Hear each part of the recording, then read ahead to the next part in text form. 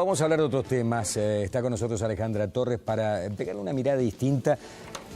Hay datos que se publican y hay títulos que son muy duros, y después en el desagregado o en el estudio de todos esos datos que se procesan puede haber distintas miradas y hay cosas que pueden llegar a ser incongruentes.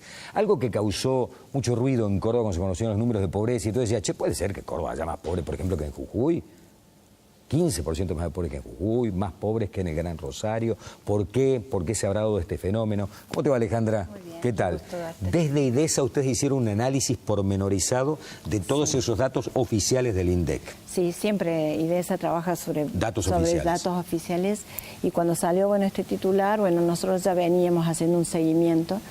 Yo creo que acá hay que distinguir dos cosas. Una, que es muy importante, y que el INDEC nuevamente esté comunicando los datos oficiales en base a distintos estudios que ellos realizan. Eso es muy bueno. Muy bueno. Lo cierto es que encontraron un INDEC institucionalmente muy destruido y que evidentemente su recomposición no se hace de un día para el otro, sino muy por el contrario, exige un gran trabajo, porque es muy complejo todos los estudios que realizan, necesitan muchísima coordinación y evidentemente los usuarios de esas bases de datos, que son los institutos de investigación como el nuestro, tenemos que ser muy responsables y muy como prolijos cuando hacemos el análisis de estas bases de datos, porque la verdad que el dato contundente de que Córdoba tenía un porcentaje de pobres en niños y adolescentes, la magnitud que se estaba hablando del 57%, es un titular muy llamativo y muy doloroso para la sociedad. Y cuando uno empieza a analizar las bases de datos, observa que en este trabajo de reconstrucción evidentemente observamos que hay incoherencias. Que hay incoherencias como consecuencia del esfuerzo que significa poner en orden esa casa que ha recibido tanto maltrato. Y tiene que ver, cuando uno lo mira, las bases de usuarios estuvieron disponibles para que los institutos pudiéramos llegar a las mismas conclusiones que el INDEC ahora recientemente, y uno observa incoherencias que fundamentalmente lo observa en la cantidad de gente que a la hora de ser encuestada en la encuesta permanente de hogares y le pregunta un tema de ingresos, esta gente no contesta. Y tenemos que, por ejemplo, Córdoba, el 25% de los hogares que participan de la muestra no contesta el dato de ingresos. Otras ciudades, como el caso de Neuquén, La Pampa y Rosario, el 50% de los hogares entrevistados al momento de esta pregunta no reporta. Uno de cada dos no da información. Y por otro lado encontramos ciudades como Jujuy, como Tucumán, como Formosa, donde llamativamente el 100% de los hogares y de las personas entrevistadas brindan estos datos. Evidentemente hay un problema que está vinculado con el grado de la bajada de línea que tiene que hacer INDEC a las distintas direcciones provinciales de estadística a la hora de hacer la aplicación del procedimiento para el relevamiento de la encuesta permanente. Y a lo mejor de repreguntar, ¿no? Esto también tiene mucho que ver con el trabajo que se recoge, obviamente, en el campo, claro, que la metodología, el protocolo sea igual en todos los casos, ¿no? Uno puede observar que los criterios quizás bajados desde el INDEC no han sido tomados de la misma manera por cada una de las direcciones. Por eso no es un reproche a las direcciones ni un reproche al INDEC, sino una necesidad de ajuste en un tema que es muy complicado, como te digo.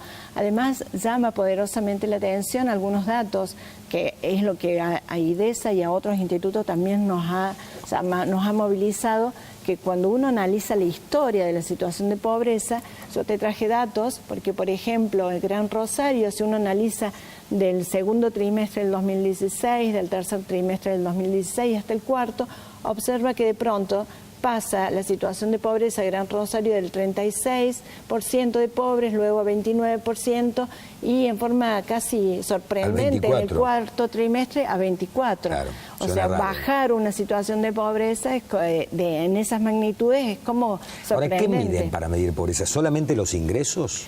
Sí, bueno, históricamente INDEC cuando mide pobreza la mide bajo esta metodología que es nivel de ingreso. ¿Cuál es el nivel de ingreso para ser pobre hoy en Argentina?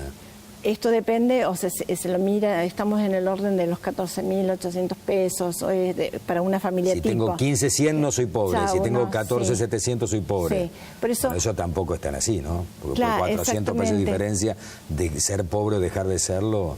En realidad la pobreza se puede medir. Es como pobre el protocolo que se utiliza, me parece, ¿no? Sin ser es pobre la metodología, digamos. La metodología, exactamente. Pero no es realmente históricamente INDEC, y a los fines de comparar, está bien que, bueno, este ha sido el método usado y este es el método que debemos seguir comparando. Claro. Que determina nivel de ingreso, el nivel que tiene una familia para adquirir una canasta básica total, que no solamente tiene que ver con alimentos, sino con el hecho del alquiler, con el tema de salud, con el tema de educación, con otras cuestiones que son básicas para la vida de la familia.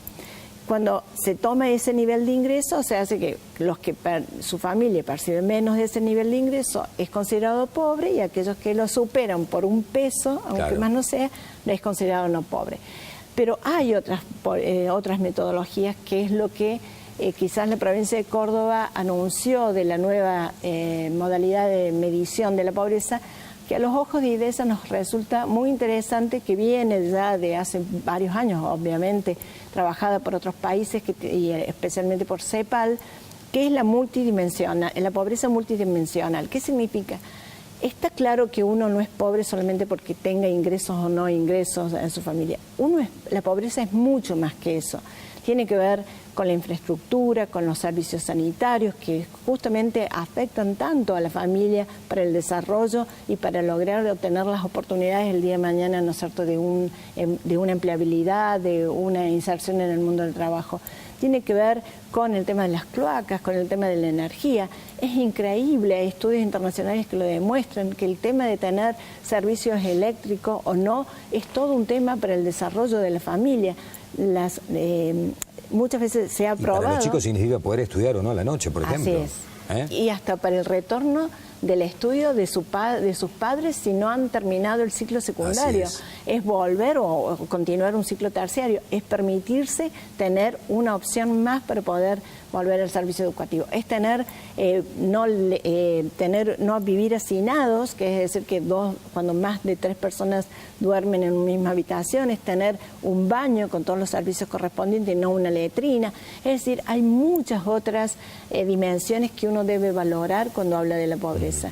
El tema solamente de tener el nivel de ingreso, pasa esto que vos decís, bueno, en una de esas uno puede decir, pero de acá tenés el nivel de ingreso y además tenés boleto gratuito y además tenés PAICOR y además tenés una serie de prestaciones económicas en especie que no se han evaluado económicamente y que también seguramente hacen bolsillo de nosotros, de la familia. ¿Hay algún tipo de acceso al INDEC para decir, hemos advertido desde una ONG que se llama IDESA esto? ¿Hay acceso para decir, me parece que a lo mejor tiene que poner más hincapié en esto o no?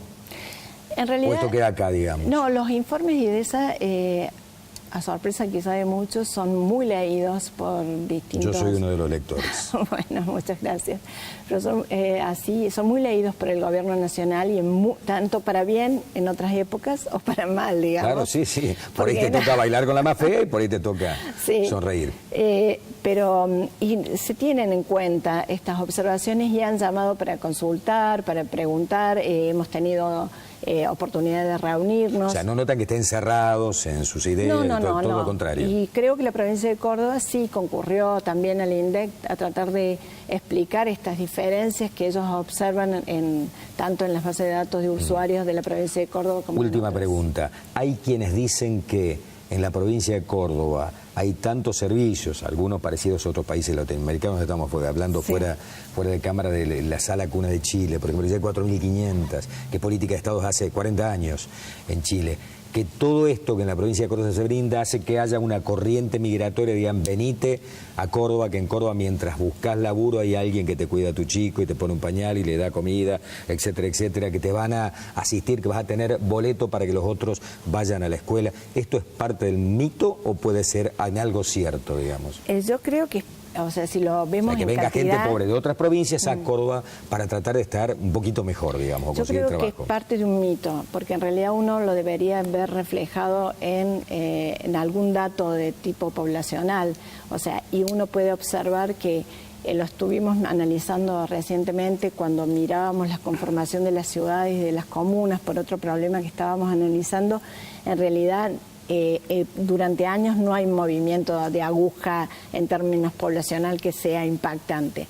Puede suceder que una persona decida trasladarse a la ciudad de Córdoba cuando hay otros aditamentos, además de las prestaciones que el gobierno de la provincia de Córdoba puede estar otorgando, que te lleve a pensar que ahí vas a encontrar mejor calidad de vida.